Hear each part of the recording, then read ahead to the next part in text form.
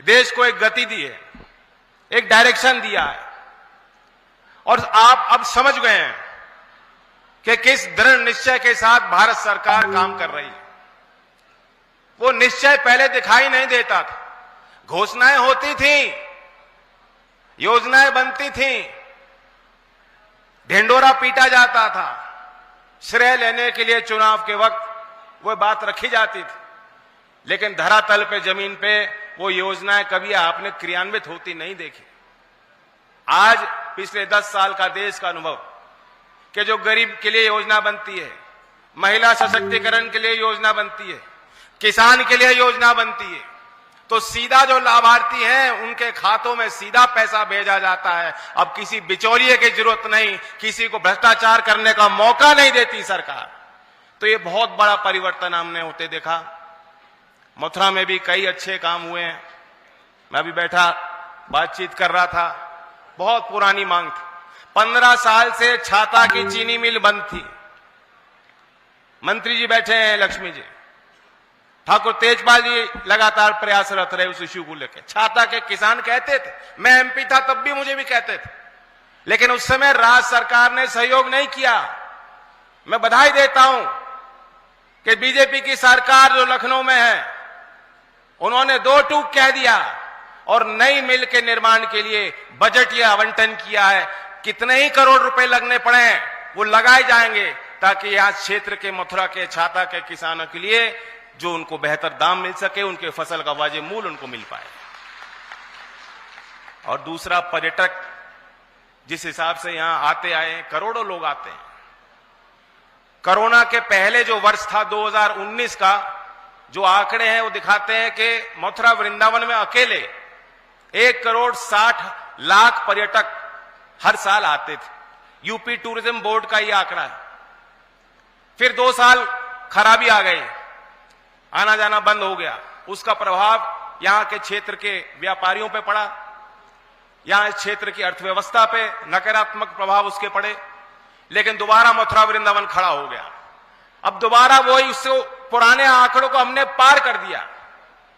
मैं पढ़ रहा था 6 करोड़ लोग सालाना पर्यटक, उसमें देश से भी और अंतर्राष्ट्रीय स्तर से भी विदेशी सैलानी आ रहे हैं। 6 करोड़ ब्रज में आ रहे हैं।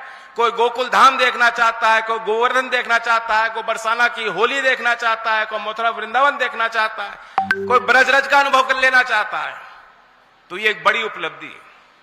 इसका श्रेय भी बीजेपी की राज्य सरकार और केंद्र सरकार की नीतियों को जाता है कि उन्होंने फोकस बनाया, प्रायोरिटी बनाई कि ब्रज टूरिज्म को हमें विकसित करना है। ब्रज टूरिज्म सर्किट को उन्होंने बनाया, और बांके बिहारी मंदिर का भी एक, उसको विकास से जोड़ने के लिए एक नोवेल कॉन्सेप्ट सरकार ला रही है।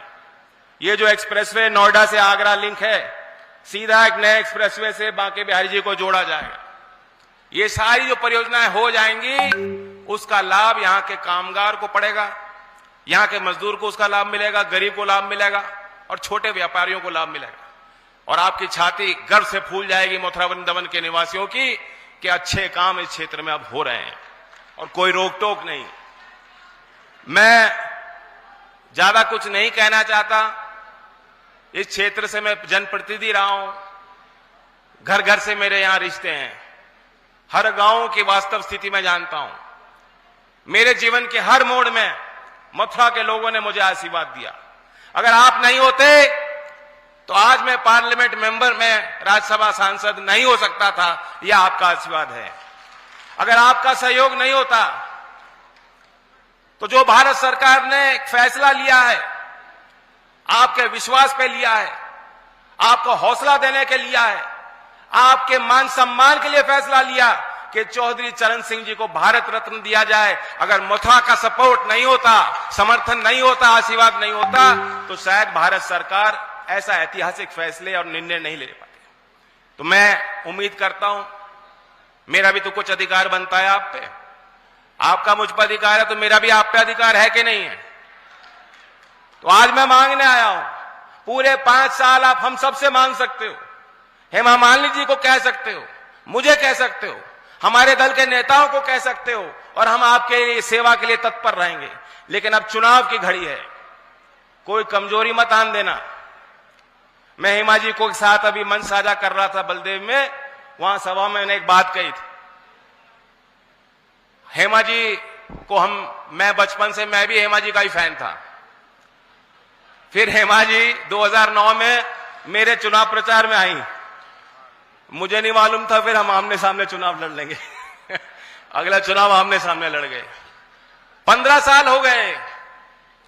तो अगर हमारी, मेरी और हेमा जी की कोई पिक्चर बननी थी, उसका टाइटल होता 15 साल बाद, क्योंकि अब दोबारा हेमा जी 15 साल पहले मेरे लिए प्रचार करने आई थी, आशीर्वाद आपने भरपूर दिया था, इनका सहयोग मिला था। आज 15 साल बाद मैं इनके लिए मांगने आया हूं, तो मेरे इस उम्मीद पे आपको खड़ा रहना है। मैं आपको वादा करता हूं, इस क्षेत्र के लिए हमारी जवाबदेही रहेगी। और हेमा जी, हम और आप कभी आमने सामने अब चुनाव नहीं लड़ेंगे। यह भी तय हो गया। इस बार मैं इनके लिए आ रहा हूं, हो सकता है अगली बार कभी मैं लोकसभा लड़ूं तो आप मेरे लिए प्रचार करने जरूर आओगे, यह भी वादा आपसे लेता हूं। बाकी मैं ये मंच, क्योंकि मैं भी सुनना चाहता हूं गृह मंत्री जी का संदेश देश के लिए, और मैं उम्मीद करता हूं कि यहां खास तौर से लोक दल के कार्यकर्ताओं और समर्थकों से मैं अपील करता हूं, मेरा सिंबल मथुरा में क्या है? कमल। कमल का फूल ढूंढना ईवीएम में और जोर से बटन दबाना।